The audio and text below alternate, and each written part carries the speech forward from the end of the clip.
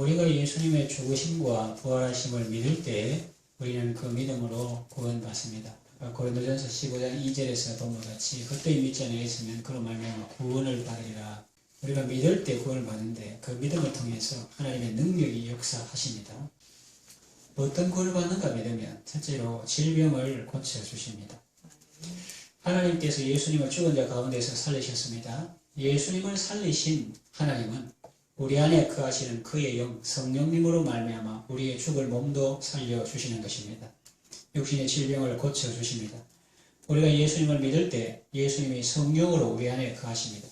믿음으로 말미암아 그리스도께서 마음에 계시게 되는 것입니다. 하나님의 아들이 있는 자에게는 아버지가 있습니다. 그리스도께서 마음에 계시는 사람은 아버지도 계십니다. 그러니 아버지의 무한하신 권세와 능력으로 우리가 치유되는 것입니다. 이것은 풀어서 설명한 것입니다. 기억하기 쉽게 한마디로 표현하면 이렇습니다. 예수님의 채찍에 맞음으로 우리가 나음을 입었습니다. 예수님을 믿을 때 예수님께서 이루신 그 구원의 역사를 실제로 내 삶에서 체험하게 되는 것입니다. 믿음을 통해서 하나님의 사랑이 부어지는 것입니다. 생명이 부어지는 것입니다. 우리 지역에 봄이 오면 아무도 막을 수가 없습니다. 봄을 못 오게 하려고 매화나무 몇 그루 뽑고 개나리 가지 몇 개 꺾는다고 해서 봄이 안 올까요? 천주산 진달래를 다 꺾어 놓는다 해도 봄을 막지는 못할 것입니다. 꺾은 가지 밑에 새순이 올라올 것입니다. 여기 있는 것을 꺾으면 저기서 필 것입니다. 봄은 땅에서 솟아나올 뿐만 아니라 옆에서 바람을 타고도 오고 위에서 햇살을 타고도 옵니다.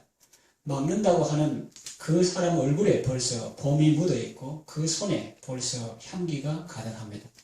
이와 같이 성령의 봄바람 불어오면 모든 것이 살아납니다. 할렐루야. 얼마나 좋은 말씀인지요. 성령의 봄바람 불어오면 모든 것이 살아나고 미움과 시기가 사라지고 이웃과 한 형제 됩니다. 주의 사랑으로 세상을 이기게 됩니다. 비록 수질오염, 대기오염, 환경오염으로 우리 몸이 많이 상해 있을지라도 매일 하나님 앞에 가고 은혜의 강가를 가고 내 주의 사랑이 있는 곳 그곳으로 갈 때 하나님의 사랑이 끊임없이 공급되면 회복될 수가 있습니다.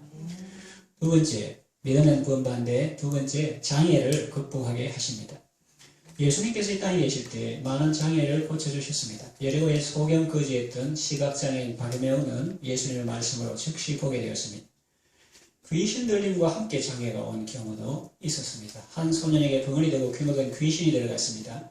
듣지도 못하고 말하지도 못했습니다. 예수님은 귀신을 쫓아내시고 소년을 온전케 해주셨습니다. 한쪽 손이 구부러져 조금 더 펴지 못하는 여인도 있었습니다. 예수님은 낫게 해주셨습니다. 하나님의 능력이 예수님을 통해서 나타난 것이지요. 하나님은 사도들을 통해서도 이런 일을 하셨습니다. 예루살렘 성전 미문에 앉아서 구걸하던 지체 장애인은 일어나 걷게 되었습니다. 우리가 예수님을 믿을 때 그 믿음을 매개로 하여 하나님의 능력이 우리 가운데 역사하는 것입니다. 이 하나님의 능력은 정말 대단하고 놀라운 것입니다.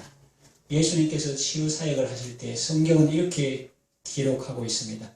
병을 고치는 주의 능력이 예수와 함께 하더라. 그때 주는 하나님을 말하겠죠.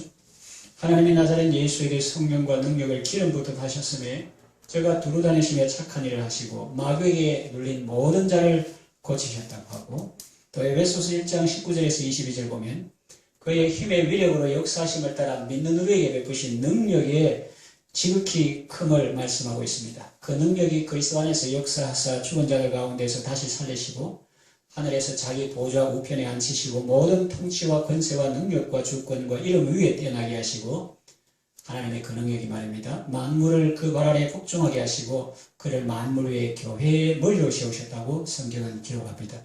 우리가 믿을 때 그리스도 안에 역사하신 하나님의 능력이 우리에게도 역사하는 것입니다. 그래서 하나님의 능력이 장애를 고쳐주시기도 하고 때로는 장애 덕분에 더 큰 일을 하게 하시는 것입니다.